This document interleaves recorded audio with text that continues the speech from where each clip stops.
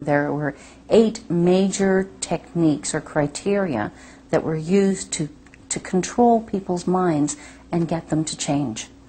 And it's really interesting to see how these 8 criteria can be used to take a look at how cults control and manipulate their own members. And what I'll do is I'll go through each one so that you get a better idea of what it is as Lifton defined it, and I'll see what I can do about applying it to how cults use it, and specifically how the cult I was in, the Jehovah's Witnesses, use it.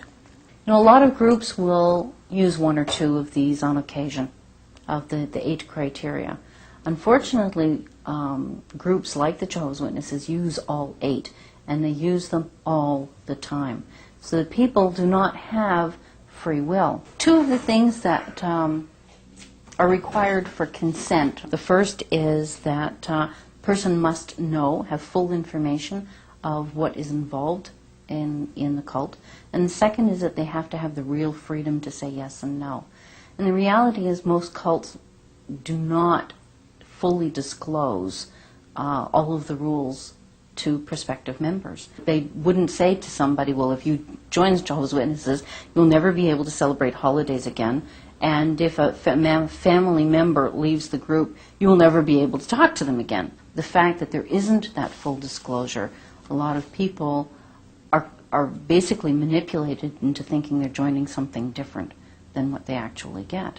And the other thing is, with all of the guilt and the rules and the idea that all of this information comes from God, then the person is not really free to say yes or no. The witnesses will say they're not a cult, but any cult will say they're not a cult. And one of the things that a lot of groups say is, well, we're not a cult because we don't follow people around. You know, people are free to come and go as they please. They've got jobs, they've got lives, they live in their own homes. But the very subtle nature of mind control is that they don't need somebody following you around to monitor whether you're following the rules or not.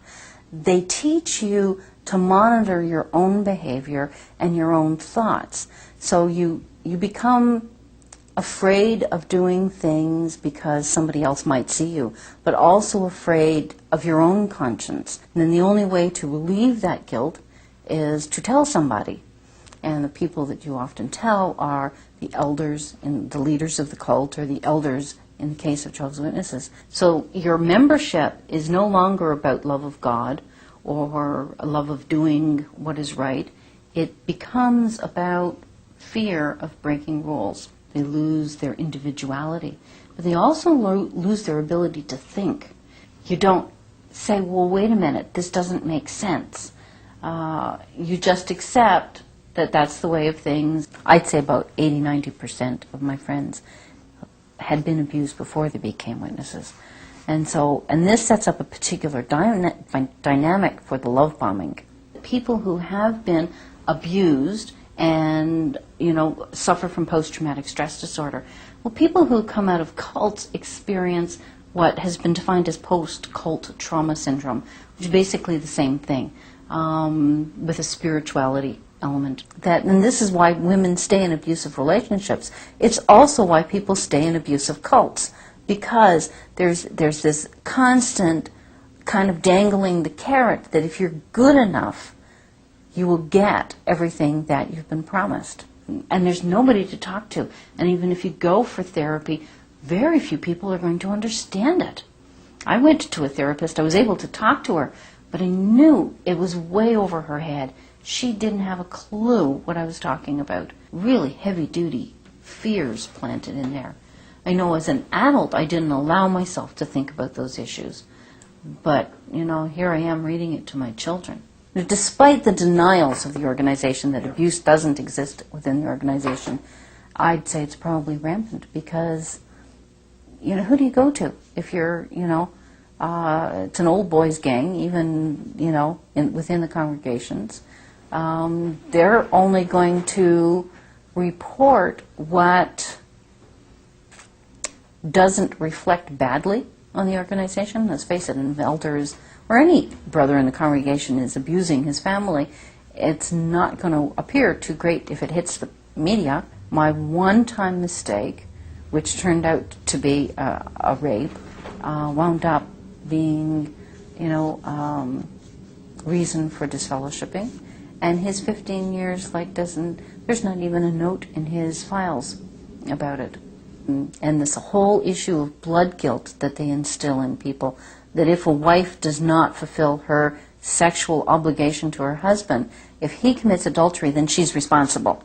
And people would say, oh, you have such a wonderful family. When I get married, I want a family just like yours. And I would want to be sick, but it's like, oh, wow, thank you very much. And again, that pretense and not showing people what was really inside of me, because that would have been totally inappropriate, not allowed, to show that I was having problems, severe problems. I think it's really important for people to get counseling. And sadly, it's really hard to find. Very, very few people understand the dynamics of abuse, never mind the dynamics of spiritual abuse. There needs to be a crossover there, where the two, you can begin to see the psychological impact of something that comes from religion. Spiritual abuse can be emotional, physical, psychological, sexual. It can be any of those, but there's an added element of using a higher power, higher authority, God, or however that is defined by a group, whether it's the individual saying, I am God, or, like the Witnesses, this governing body is the mediator between people and God. So there's this added element of spirituality or higher power that is used to control and manipulate people. And in doing so, it robs people ultimately of their spirituality. Because if somebody's controlling it, then you don't have your spirituality anymore. Somebody else has it.